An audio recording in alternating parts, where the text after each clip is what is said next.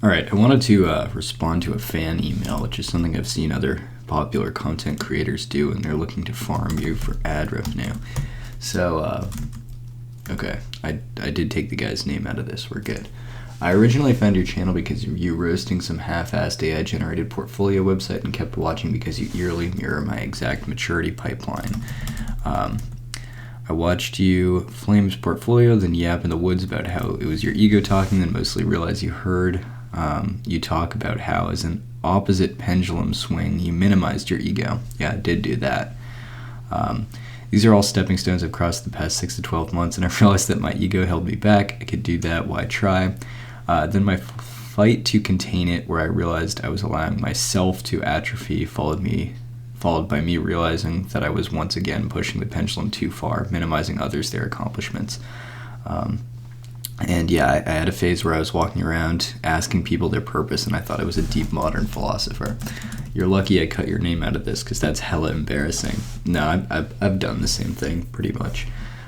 Very reassuring to know someone early 20s is going through the same kind of revelations and enlightenment, and yet it's depressing, not just because it means that I'm not the most emotionally complex human to ever live, but beyond that it means that there really must not be a finish line. How the hell am I supposed to get anything meaningful done when 6 months after starting something I realized that the whole fundamental approach I used was flawed, and now the whole project is just stupid? How do you cope with the fact that your future self is going to be cringing at your current self? And this is nothing new. Young man grapples with the fact he's constantly changing, fear of moving slowly, or don't fear moving slowly, fear standing still, or that his life has no intrinsic purpose, blah, blah. You've talked about this already in one of your videos. Apologies if that's the case. Kinda, but not really.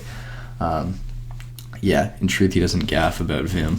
That's fair. Although I did just delete that paragraph with one fell swoop, so I don't know, maybe after seeing that. Why do I say all this? I wanted your take on staying motivated, pushing forward. Yeah, because I've also kind of, I've gone through like periods where I'm not motivated at all, and it sucks. And I probably will again still. And also I've thought about this before, like people go through just all kinds of, like it's a long way to go through all these like ego realizations and stuff, but it's like it's something that I would guess a lot more people went through than you might think, and I know that just based on like there's a lot of people I admire that are in 30s 40s, like mentors I've had that went through the exact same stages of development, and I don't know, you'll get used to it over time, and well, I can't say that, but I don't know. I've like there are lots of people I'll say that eerily similarly mirror us and are still like alive and thriving 15 years down the line. And there's like a lot of cool stuff you can do. And yeah, I don't know. And it's like an ongoing thing that gets deeper and deeper and deeper. I found the other day another person that you might not expect has gone through a very similar thing, which is, the YouTube channel Casually Explained. He has a side YouTube channel called Jamie's Channel where he has like an hour-long video. Someone sent me by email. He had a very similar kind of trying to conceive of the self is just really an optimal realization.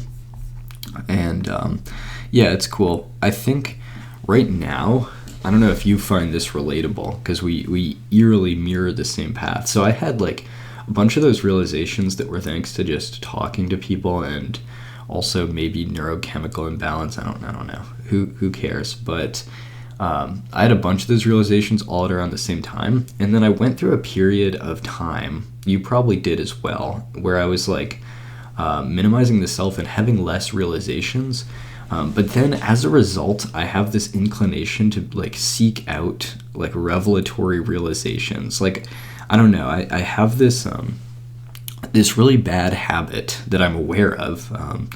And there's that piece of Buddhist philosophy that I love, which is like, a problem is only a problem if you're not aware of it. Like, you can be moving in the wrong direction, but as long as you know that, like, that problem's days are numbered. But anyway, the problem is that I'm kind of seeking out like revelatory information. Like, I want some piece of advice, some kind of wisdom that'll be like, oh, that solves it all, you know?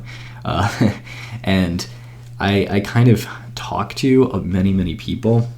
Especially I'm interested in people that have meditated a lot and have had kind of similar experiences. I've met several of them. I talked to a very interesting guy this weekend who found there's a lot of fans of the YouTube channel Healthy Gamer GG, Dr. K behind that, and he was like, oh, you have to check out all of these pro membership benefits and stuff. They really changed my life. They turned my life around, like all these advanced meditation techniques. And then there are lots of other people that have been like, I've found a spiritual mentor, and actually spiritual mentor is supposed to find you. And I have a few friends that have kind of gone through the spirituality pipeline, and which is pretty compelling, to be honest. It is quite interesting, but I find, back to the bad habit I was mentioning, that I'm kind of racing around the internet looking for like some kind of, I don't know, secret that unlocks everything, and like someone will leave like a text or message me something, and I'll see like their life story and a bunch of condensed wisdom in it, and I like frantically am like reading through it, and I'm like, no, that's not the secret to everything. And there's just so many like forums and brilliantly put pieces of writing all over the internet, and people that have just like put their experiences out there for free. This is not like a this generation problem at all. Like realizing stuff about the ego and maturity. People have been doing this for years and years, and you can find like famous people from generations past if you look into this. And I've realized this. It's still like a bad habit. Whenever I see anyone, whenever I talk to anyone, I try to like kind of interrogate them for their experience to see maybe I'm missing some angle. Hold on, gotta sneeze. Never mind, I fought it off with willpower.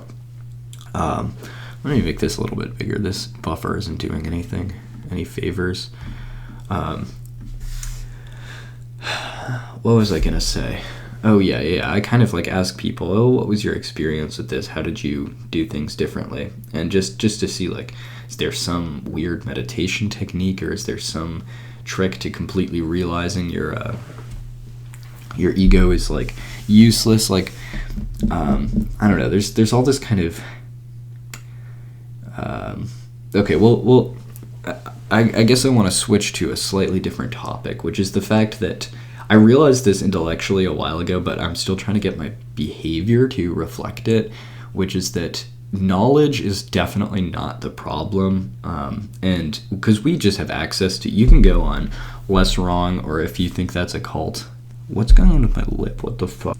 There's a bunch of other kind of cognitive enhancement or I don't know, just brainy forums out there on the internet. Just people trying to intelligence max, trying to maturity max, whatever you want to brain rot kind of 2026 terms, but whatever.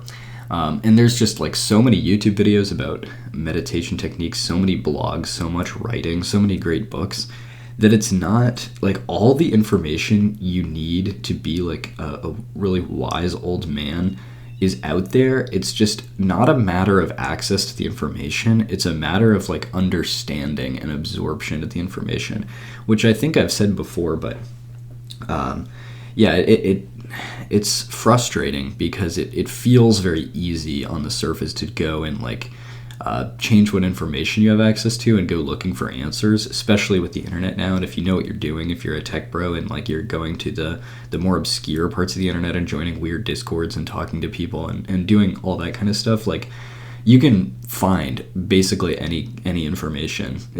You're in a sea of information.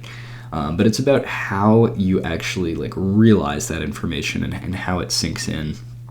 And yeah, I've been very compelled by Jamie from Casually Explains a video about like realizing that the ego is like conceiving of yourself as just like an error. The way he describes it is like there is kind of a sudden realization to that stuff, which is I don't know, like your brain just realizes, oh, that was a mistake, that was a wrong way to look at the world, and then you just don't make assumptions based on that anymore, which is very interesting.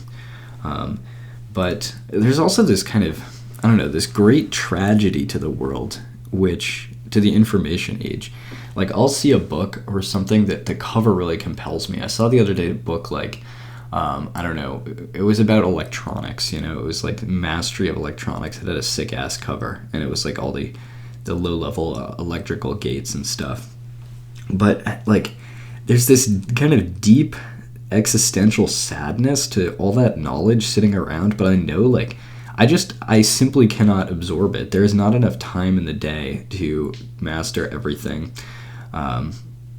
It just, there's like so much of human knowledge, probably vast majority, over 99%, you'll never be able to absorb just because there's not enough time to do it. And that's like a whole, I'm just rambling at this point. This video, I don't know, it doesn't exactly have a thesis as per usual, but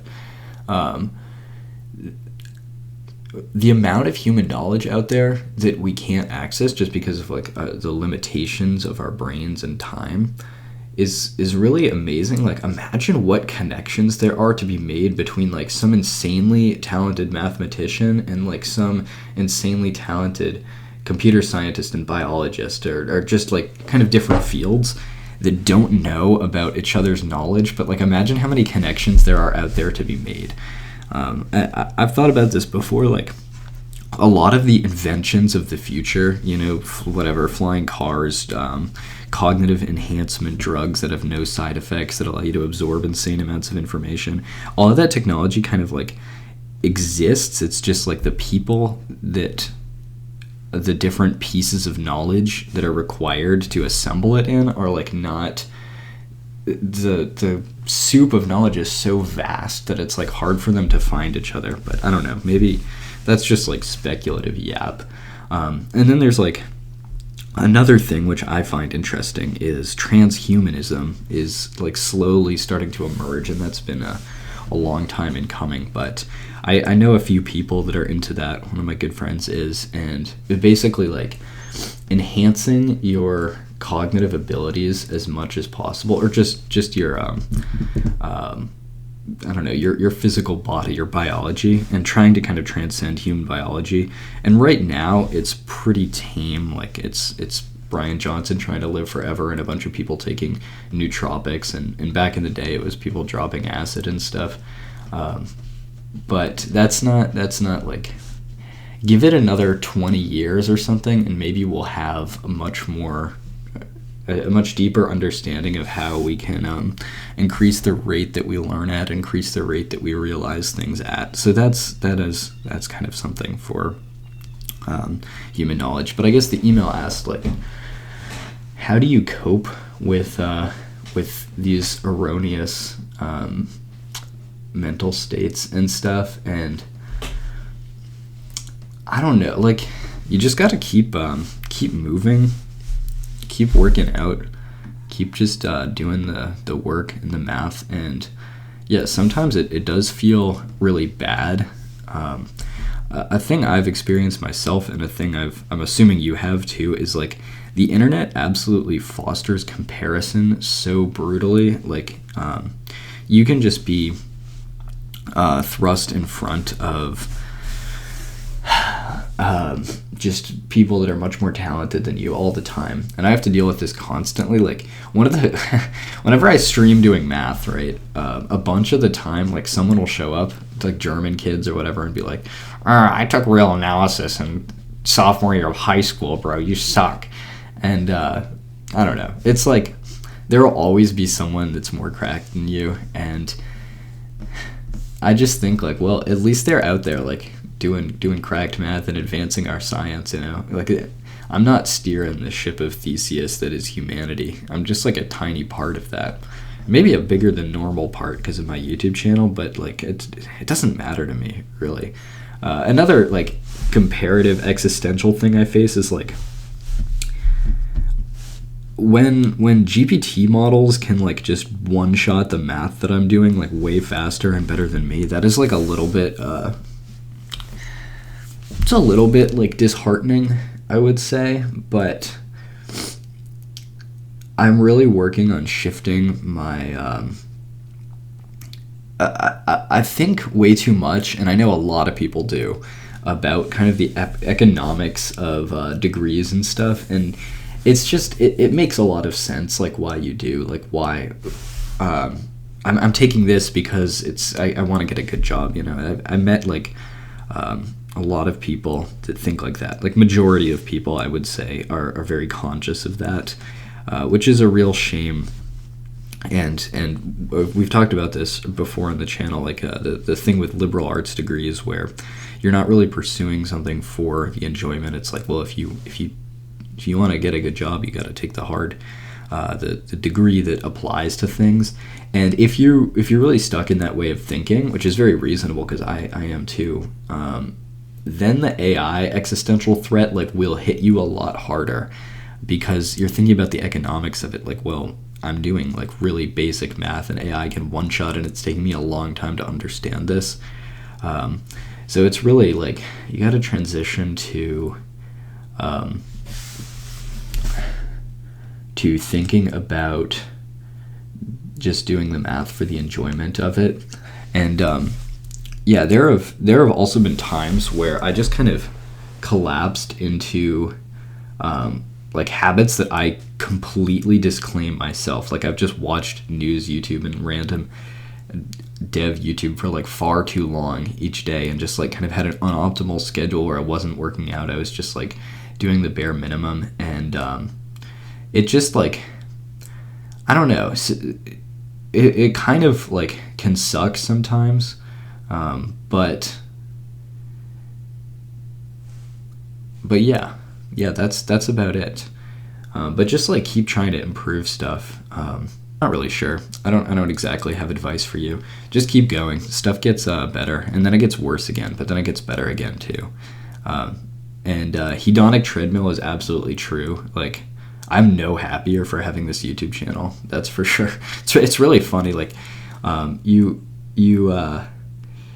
hedonic treadmill thing that everyone talks about seems so false from the side of it where you don't have the thing. You're like, well, if I had a Lambo, obviously I would be way happier. And I don't have a Lambo. I have like a couple of Lambos, and it doesn't make me any happier. And same thing with the YouTube channel. It's just, it's really true. The hedonic treadmill thing is true. What am I even saying at this point? This is just like self-help productivity slop. Why do people even watch this channel? Absolutely outrageous. Yeah, I don't know. Hang in there, man. It definitely it's a pendulum of realizing stuff and maturity, and yeah, it's pretty